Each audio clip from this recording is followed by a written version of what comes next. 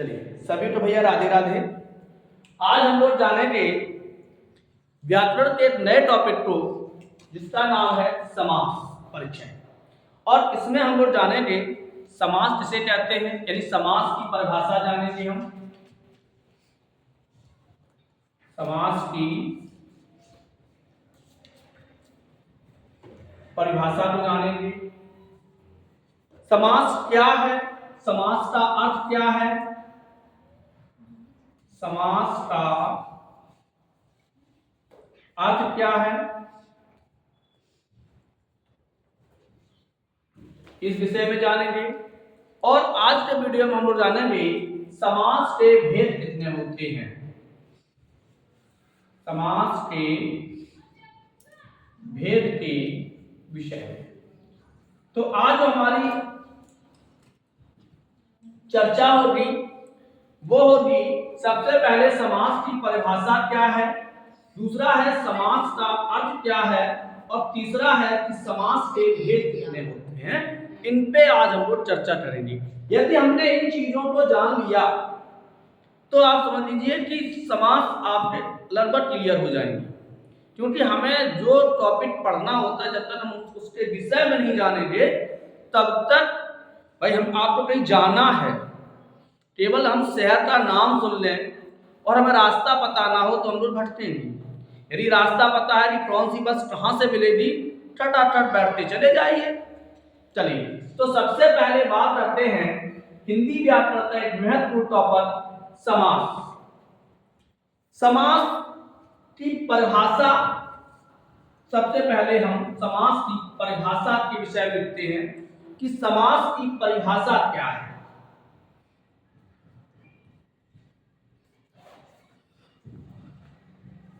दो शब्दों के मेल से बना शब्द समास कहलाता है। ये देखिए सबसे सरल और सबसे छोटी सी परिभाषा है कि दो शब्दों के मेल से बना शब्द समास कहलाता है। अर्थात जब हम किन्हीं दो शब्दों को पास पास करते हैं, सबसे पहले देख लेते हैं परिभाषा क्या है।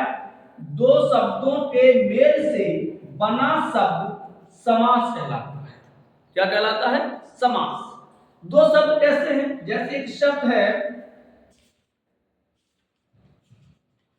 चिड़ी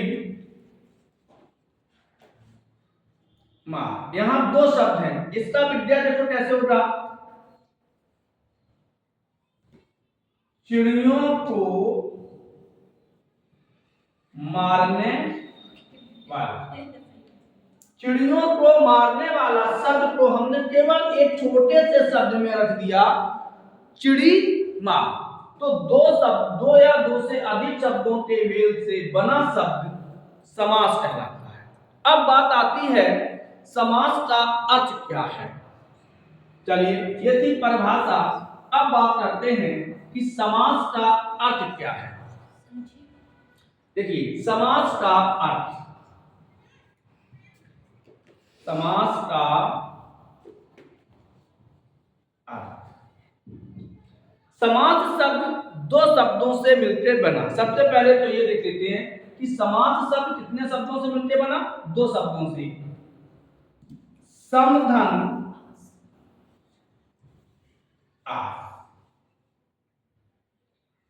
आस एक संस्कृत की धातु है जिसका मतलब होता है बैठाना। सम एक उपसर्ग है जिसका मतलब होता है पास में, की ओर, ये समान सम का अर्थ होता है सामने, पास में।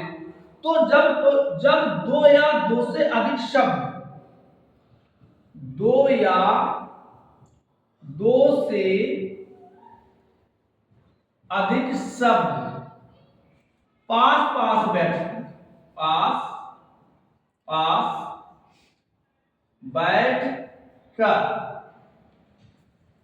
एक नए अर्थ को या एक नए शब्द को, एक नए शब्द को संक्षिप्त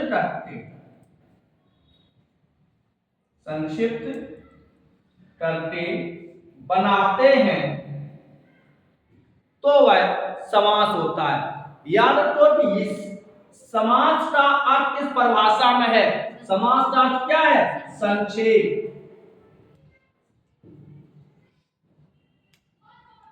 संक्षेप या संक्षिप्त। संक्षेप या संक्षिप्त। तो जब कोई दो शब्द पास पास बैठ जाएं, जैसे शब्द है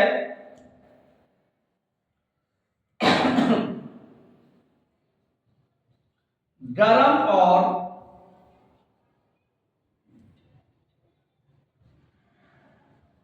गरम। देखिए, गरम और गरम दो शब्द हैं। अब इन्हें क्या करना है? दोनों शब्दों में पास पास बैठाना है, तो वो संचित हो जाएंगे। शब्द बन जाएगा गर्मा गरम। गरम धन गरम बराबर गरिमा गरम। तो जो ये शब्द बना, ये समास कहलाता है। क्या कहलाता है? समास कहलाता है। तो समास का अर्थ क्या होता है? समास का अर्थ होता है संक्षिप्त, जिसका मतलब होता है पास में। परिभाषा क्या होती है? दो या दो से अधिक शब्दों के मेल को हम समास कहते हैं। अब बात आती है, क्योंकि हेडिंग पर यह समास परिचय, तो समास में जो पदों की संख्या होती है, समास में शब्द, समास में जो शब्द होते हैं, लिख लीजिए, समास में प्रयुक्त शब्दों को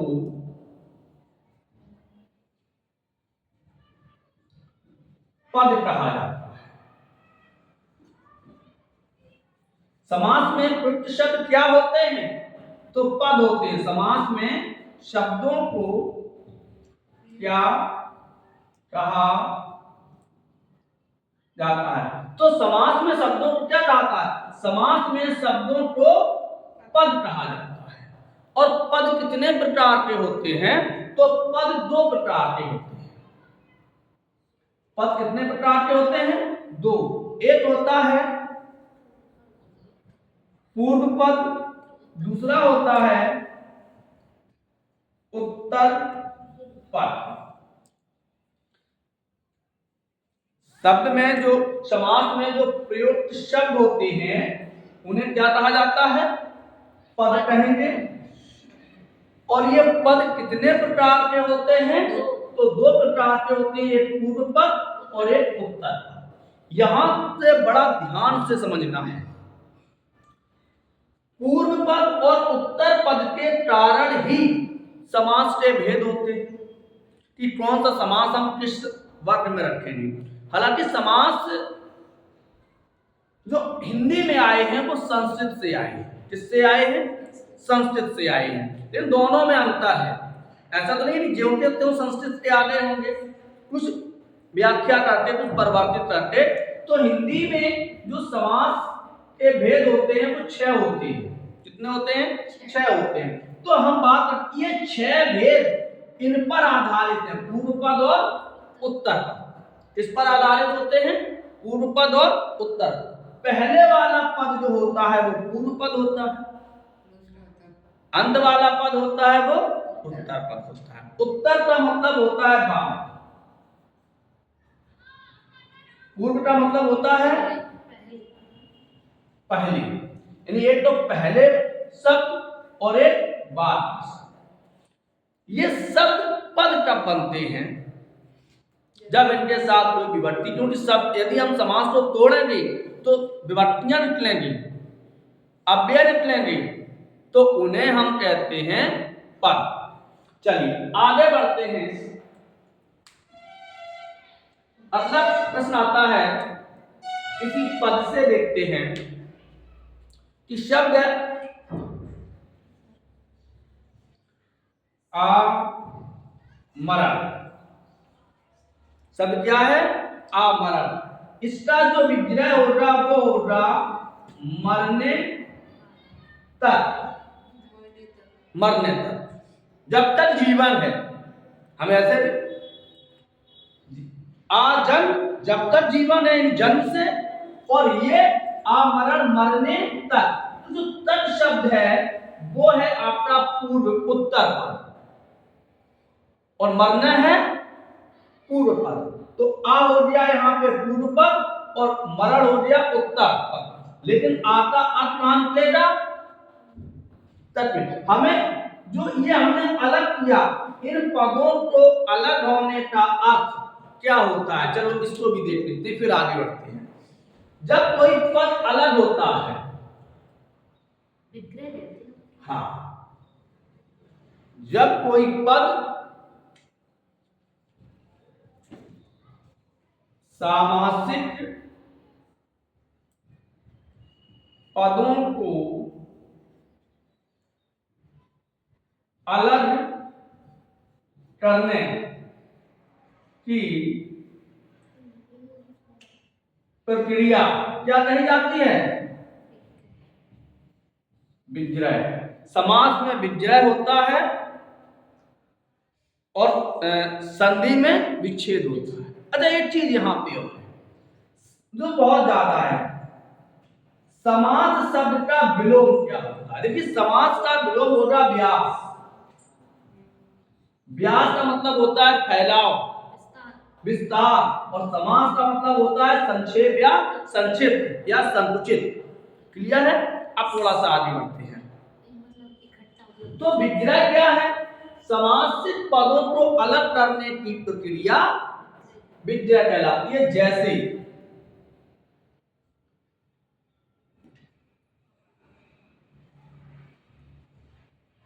शब्द यथारूप, कौन सा है? यथारूप। अब हम इसको अलग करेंगे, रूप के अनुसार, या जैसा रूप, जैसा रूप। तो यथारूप, रूप के अनुसार, जो ये शब्द आया है, ये किसके अनुसार? रूप के अनुसार। तो इसे कहेंगे हम विग्रह। क्या कहेंगे? विग्रह। और यथारूप को कहेंगे हम समास। ऐसा मत देना कि समास का विलोम विग्रह हो गया। समास का विलोम क्या होगा? व्यास होगा। आगे बढ़ते हैं। अब चर्चा आती है, एक सूत्र होता है सम समः समासः। हाँ, चलो थोड़ा सा आगे बढ़ते हैं।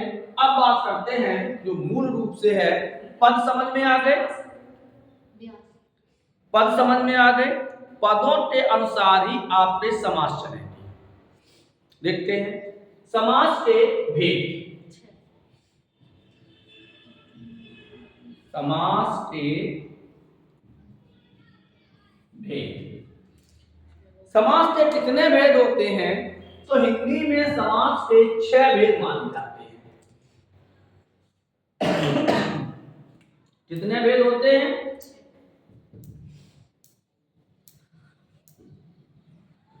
6 भेद होते हैं।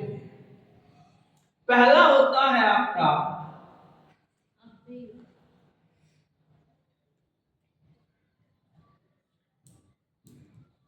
अव्ययी भाव समास। अब जो हमने बताई थी, ठीक, पद के अनुसार होता है। तो अव्ययी भाव समास पूर्व पद प्रमुख होता है। पूर्व पद प्रमुख। अव्ययी भाव में कैसा समास है? जिस समासिक पद का पहला पद प्रमुख हो, वह अव्ययी भाव होता है। इसका जो पूर्व पद होता है वो अव्यय होता है। क्या होता है? अव्यय। इसको बदल नहीं सकती।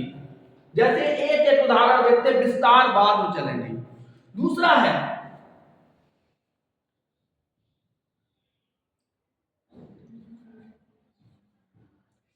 तत्पुरुष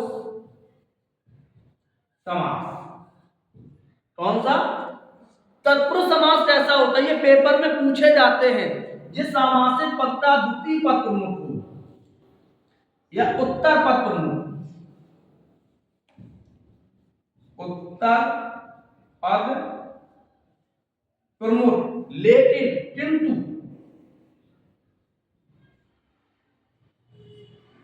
किसी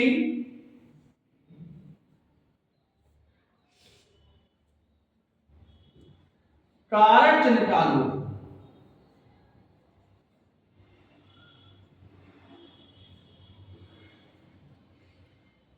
ध्यान समझना, अव्ययी भाव समास जिस सामासिक पद का पहला पद प्रमुख हो यानी अव्यय हो। तत्पुरुष समास उत्तर पद प्रमुख है किंतु किसी कारक चिन्ह का लोप हो। एक उदाहरण समझ लेते हैं, जैसे शब्द है गगन चुंबी। गगन चुंबी, गगन को चूमने वाला, गगन को चूमने वाला।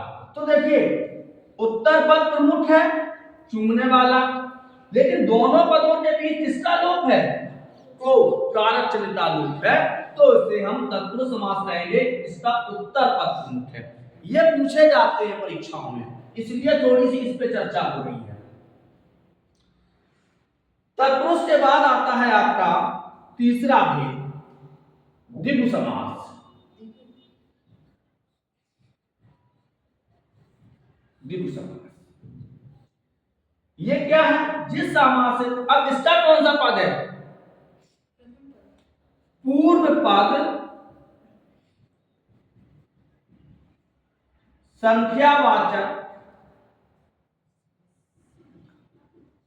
विशेषण। पूर्व पद कैसा है? संख्यावाचक विशेषण हो। ये शर्त है कि पहला पद प्रमुख तो हो, लेकिन पद कैसा हो? संख्यावाचक विशेषण।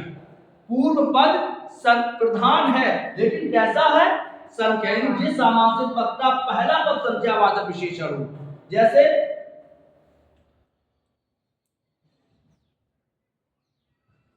त्रिभुवन, तो यहां क्या आएगा? तीन भवन। अब बाद में बताएंगे। तो तीन भेद ये हो गए। पहला एक बात को समझ लेते हैं कि समास के 6 भेद होते हैं। पहला भेद होता है अव्ययी भाव समास, वह समास जिसका पहला पद प्रमुख होता है। आपसे पूछा जा सकता है कि पूर्व पद प्रमुख समास कौन सा होता है? तो केवल अव्ययी भाव होता है, क्योंकि सबकी कंडीशनें अलग होंगी। दूसरा उत्तर पद प्रमुख होता है, लेकिन किसी कारक चिन्ह का भी लोप होता है, तो उसे हम जैसे हस्तलिखित, हाथ से लिखा हुआ कारक चिन्ह से का लोप है। फिर आता है द्विगु समास, जिस समास का पहला पद संख्यावाची विशेषण होता है, उसे हम द्विगु समास कहते हैं। इसमें कंडीशन है, पहला पद संख्यावाची है, लेकिन एक समूह का बोधक है। हम बताएं, पूर्व पद संख्यावाचक विशेषण होते हुए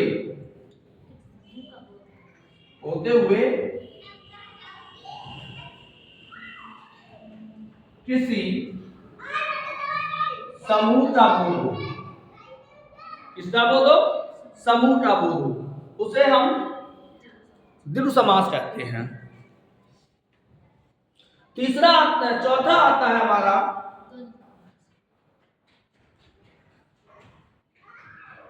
कर्णधारय समास।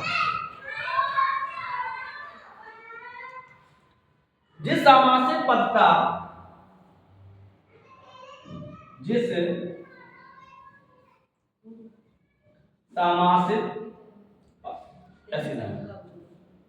कर्णधारय समास पूर्व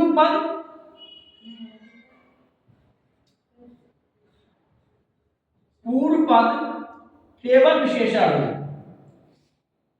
केवल विशेषण हो। अब दोनों में अंतर समझ लेते हैं। द्विगु में क्या है कि पहला पद संख्यावाचक विशेषण हो, और कर्णधारय में पूर्व पद केवल विशेषण हो, जैसे नील कमल, नील कमल, इनको बैठ दें।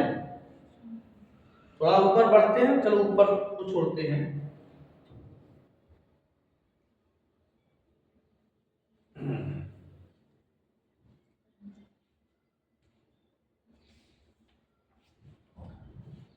अगला आता है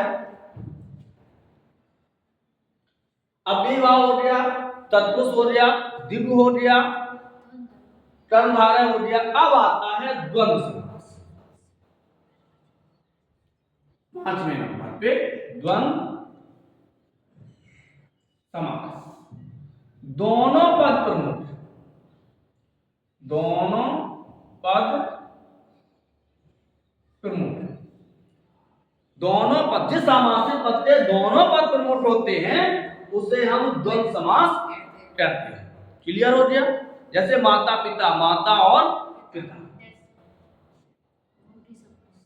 छठवां आता है हमारा बहुब्रीहि समास, बहुब्रीहि